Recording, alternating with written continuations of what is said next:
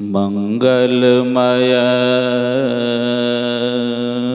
मंगल करना बिन बारंबार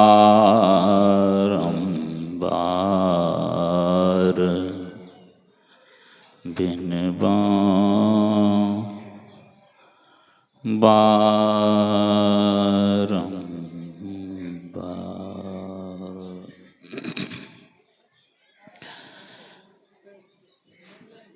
सर्वोच्च सिंहासन पर विराजमान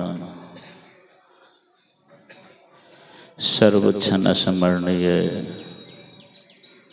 सर्वेश्वर स्वरूप परमाराध्य अनंत श्री विभूषित परमपिता परमात्मा की पावन श्री चरणों में सत सत नमन है। नमन है उनके ही पावन हृदय स्वरूप संत शाही स्वामी जी महाराज के पावन श्री चरणों में सत सत नमन है। नमन है अपने आवास में विराजमान पूज्यपाद महाराज जी के पावन श्री चरणों में सत सत नमन है। नमन है मंचासन पूज्यपाद स्वामी मुक्तानंद जी महाराज, पूज्यपाद परमेश्वरानंद जी महाराज, मंचासन हमारे पूज्यपाद गुरुजन, उपस्थित सत्संग प्रेमी महानुभाव, माता बहनों को भी सत सत नमन है। साथ ही साथ निवेदन है कि एक बार पुनः प्रातः काल की तरह उच्च स्वर में दोनों हाथों को उठा करके आलस का त्याग करते हुए सद्गुरु महाराज जी का जय जयकार करें। बोलिए प्रेम से श्री सद्गुरु महाराज, श्री सद्गुरु महाराज, महर्षि शाही स्वामी जी महाराज की जय।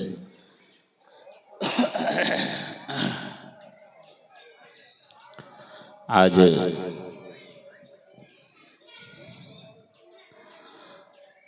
समापन दिवस है। इस समापन बेला में हम लोगों ने जो पाठ सुना है वह भी समापन की ओर ले जाने के लिए है। वह भक्ति है। भक्ति पर हम लोग पूज्यनों से बड़े अच्छे ढंग से ही सुन रहे थे।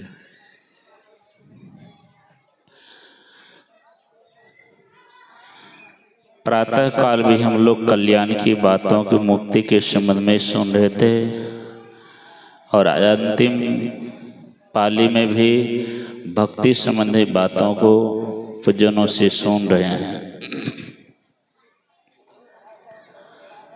यह भक्ति जिससे हम आपका कल्याण होगा। हम आपका मतलब क्या है? इस शरीर के अंदर रहने वाला जो जीवात्मा है वह परमात्मा से मिलाना ही भक्ति है।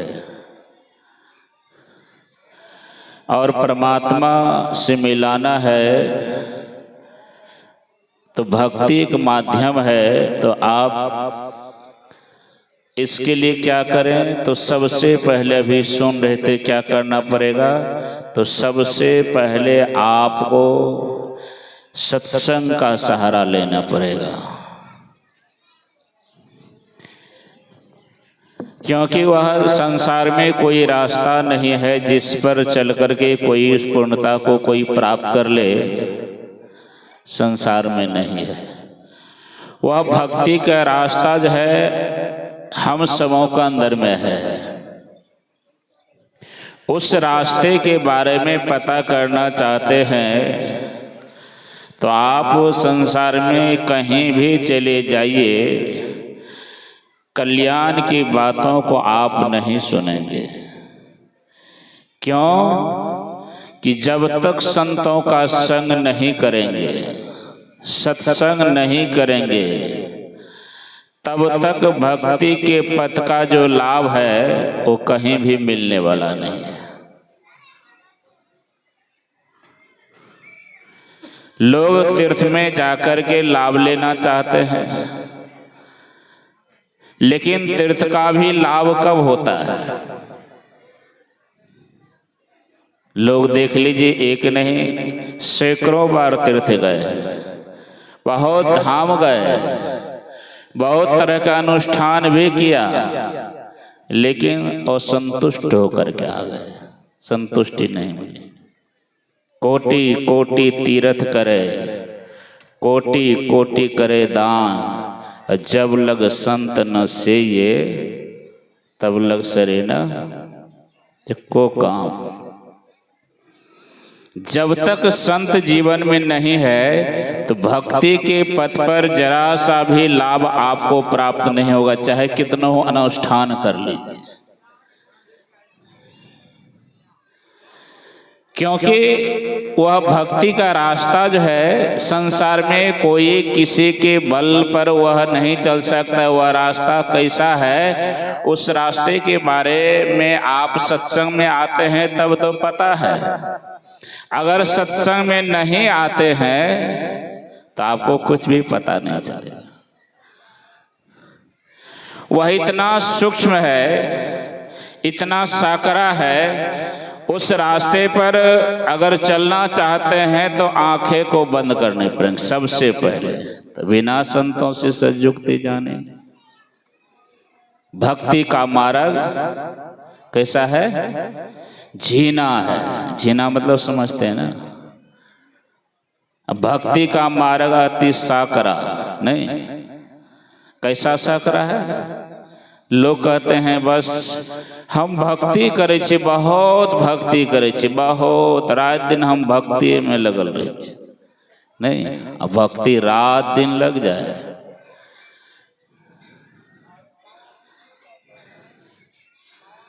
वह भक्ति का जो पथ है, रास्ता है, उस रास्ते पर चलना चाहते हैं, उस रास्ते के बारे में पहले पता तो कर लीजिए वह रास्ता कैसा है, और उस रास्ते पर हम चलना चाहते और हम कैसे हैं ये भी तो सोच लीजिए।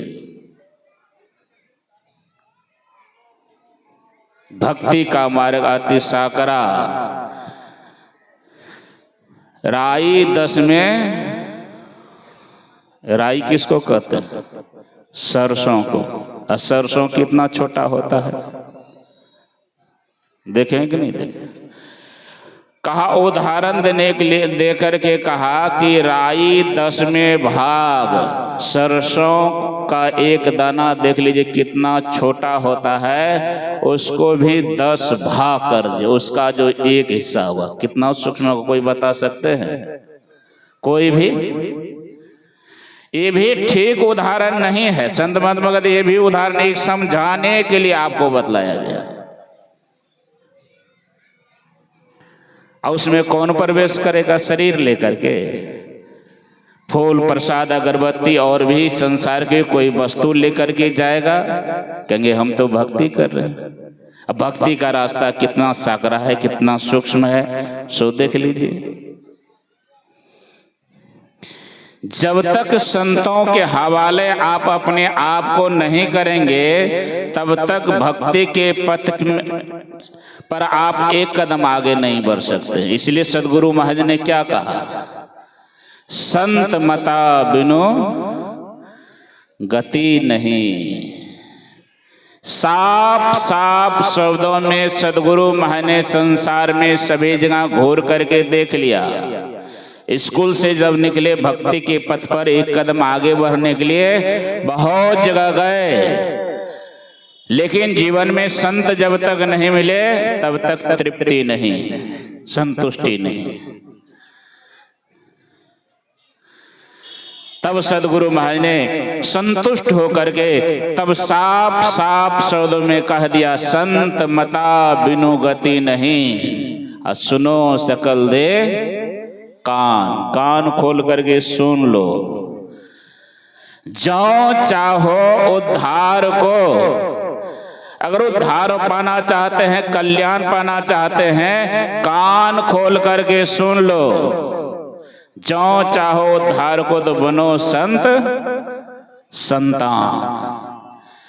जब तक संतों का संतान नहीं बनेंगे तब तक आज इतिहास पढ़ करके देख लीजिए किन्हीं का कल्याण हुआ है, नहीं हुआ। इसलिए कहा उस मार्ग पर चलना चाहते, इतना साकरा इतना सूक्ष्म है, उतने सूक्ष्म रास्ते पर चलने के लिए आपको तो संतों का संग करना पड़ेगा, और संतों का संग करके फिर आप स्थिर होकर के, सदगुरु महाराज ने कहा, बंद कराए पलक पटको, कहीं बाहर में तुम मत भटको। बस कहीं जाने की जरूरत नहीं है। कितने कितने तीर्थ में गए, धाम में गए, सैकड़ों हजारों तीर्थ का लाभ नहीं मिला, पर यहाँ घंटों अगर बैठ जाएंगे आंखों को बंद करके, देख लीजिए कितना अपार सुख होता है।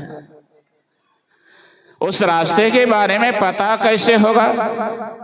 उस रास्ते के बारे में पता ही नहीं है तो परमात्मा के रास्ते का सुख आपको प्राप्त नहीं हो रहा है, इसलिए बेचैन है। परमात्मा के रास्ते का सुख, परमात्मा का सुख छोड़ दीजिए, उनके रास्ते का सुख, जो उस रास्ते पर चले हैं, चल रहे हैं, चलने का प्रयास किया है, तो सदगुरु महाराज ने कहा चलत पंथ, चलने मात्र से उस रास्ते का जो सुख है, आनंद है उस रास्ते का, और वहां पहुंच जाएंगे तो क्या होगा?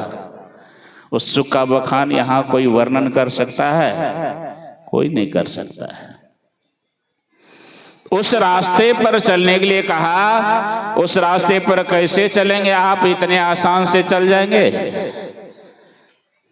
प्रातः काल भी सुन रहे थे पूज्यपाद लाल जी महाराज से कि आप संतों के हवाले अपने आप को किए हैं। आपके जीवन में आप इतने जन्मों जन्मों का सौभाग्यशाली हैं, पूर्व जन्म का इतना संस्कार आपके पास है, ऐसे महापुरुष का चरण शरण मिला हुआ है।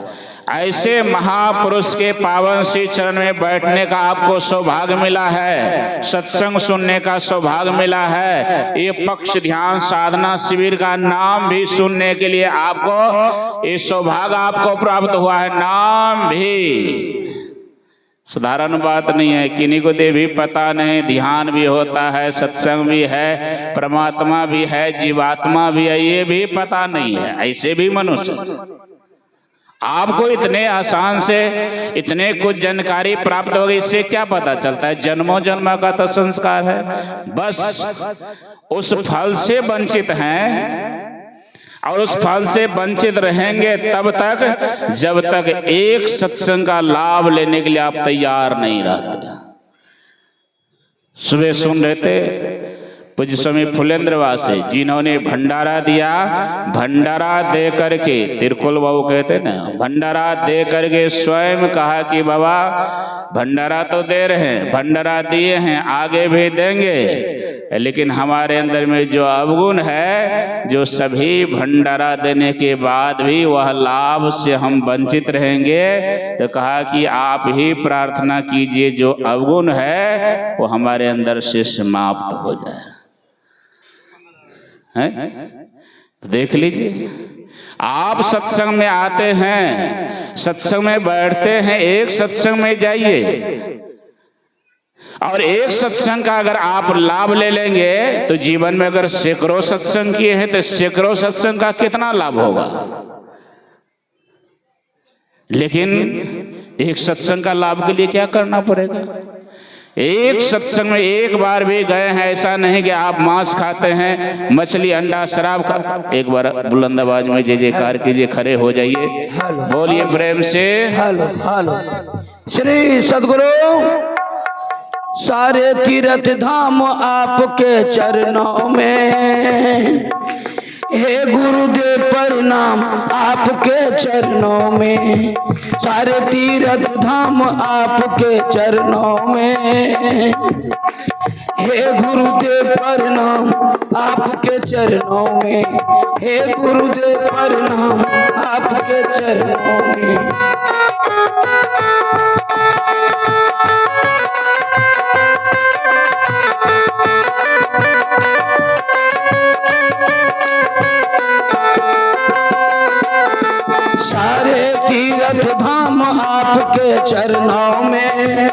गुरुदेव प्रणाम आपके चरणों में, हे गुरुदेव प्रणाम आपके चरणों में, हे गुरुदेव प्रणाम आपके चरणों में, हे गुरुदेव प्रणाम आपके चरण। बोले प्रेम से श्री सद्गुरु। जिनको जहाँ जगह मिले आप बैठ जाएं और विलम्ब ना करें। जय गुरु।